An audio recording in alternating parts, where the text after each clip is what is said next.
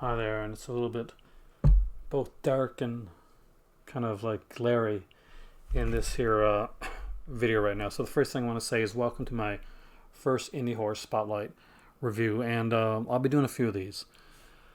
But here is the first one. This is one that I received from Mill Creek Entertainment, and I didn't exactly know what this movie was going to be. I knew the cover looked awesome, and sometimes that's a good thing. Other times, not so much. How's it here? Well, let's find out. This is I Am Lisa. Now, I Am Lisa is an independent film, and I'm going to get the stars right here. I want to make sure I get their names right. Starring Kristen Vagnos, Jennifer Seward.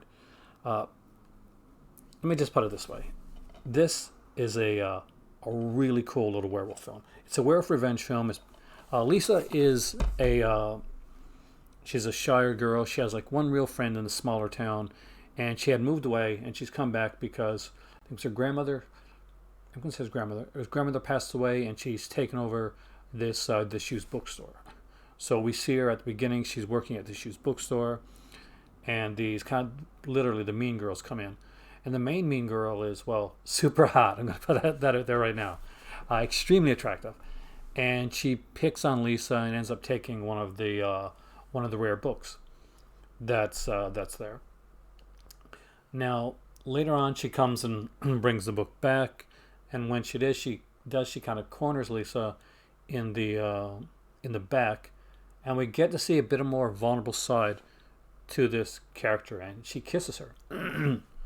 She's picking on Lisa, kind of like the old kind of stereotype where the bully's picking on someone because of something within them, and basically with this, has she has feelings for Lisa. She has a crush on Lisa, but she doesn't handle it well, and Lisa kind of rebukes her. She literally pushes her away. This does not go well afterwards because Lisa decides to go to the sheriff and report her assault, the kiss, to the sheriff, basically to say that the book was stolen, that she was assaulted, which isn't the smartest move by Lisa because the sheriff is, and it's known to Lisa too, the mother of the bully. I don't want to give too much away, but a little bit more. What basically happens is, needless to say, the sheriff is not too pleased with Lisa's coming in and talking about her daughter, and this leads to the brutal beating of Lisa by several people in the sheriff's house, the sheriff's office, and she's left in the woods to pretty much to die, to be eaten by the wolves in the woods. Now, what the sheriff knows, and what we kind of know because we've seen kind of a flashback sequence at the beginning of the film of this guy that gets like pretty much attacked by a wolf, by a werewolf, is that there's a werewolf in the woods, and the werewolf is there to finish her off, but she's saved by a mysterious person who you'll find out more about later on. So basically, what happens is that she's attacked by the wolf, but she's not killed. She goes back to her friend's house, the only friend that she has in town. Remember I mentioned earlier, and she starts to notice that she has a few cravings and a few new things happen. She's suddenly a lot stronger. She goes in and out of a wolf mode, and she's kind of slowly becoming the werewolf. It's not an out and out like American Werewolf London type of transformation. They take it in a different way, and we see her kind of slowly becoming more wolf-like and get like her eyes, the pupils of her eyes get really large. We start to see the teeth come in, and as we progress throughout the film, and as she starts to get revenge on the people that that actually went after her, we see her become more and more, get more and more of these werewolf-like characteristics, and this is a really good film. I really enjoyed this. And one of the things I love about this film is you get some of these independent horror films, and some of them they'll be okay, but the acting kind of won't be on par, or the special effects won't be the greatest, but actually the effects are really good in this, and the acting is really really good as well. The sheriff in this, she's a mean mean person. The one person that really stands out, aside from the obvious titular character of Lisa and the evil sheriff, the one person that really really stands out for me is the main bully character. She is probably, with the little bit of time she has on the screen, she makes the most of it, and she is the most fleshed out character for me here.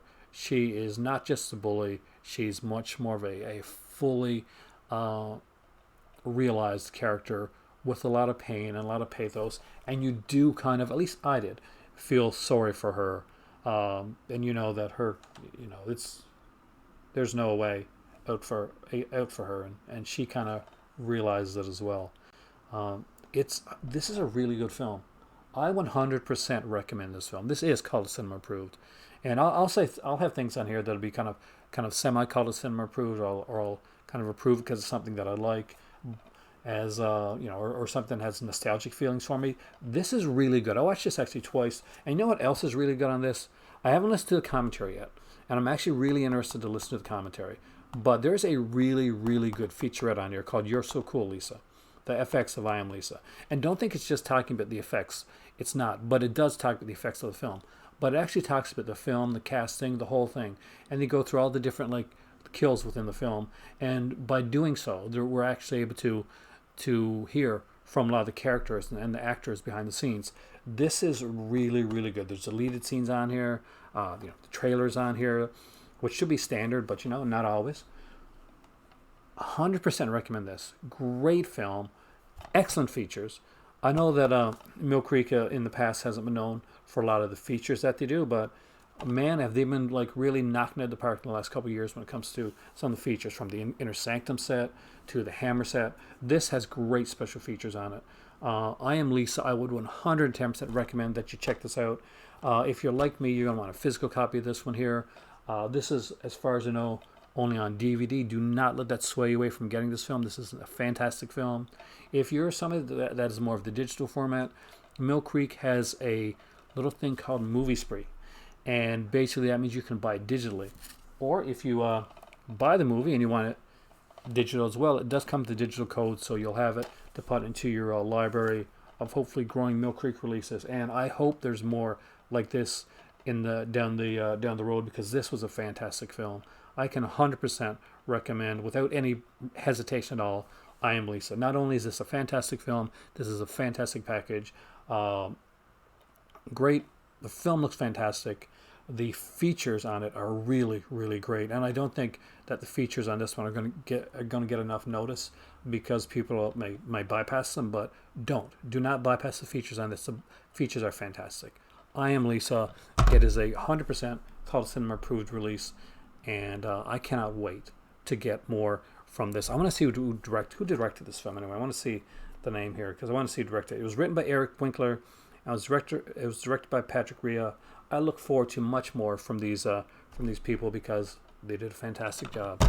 I Am Lisa, a great release.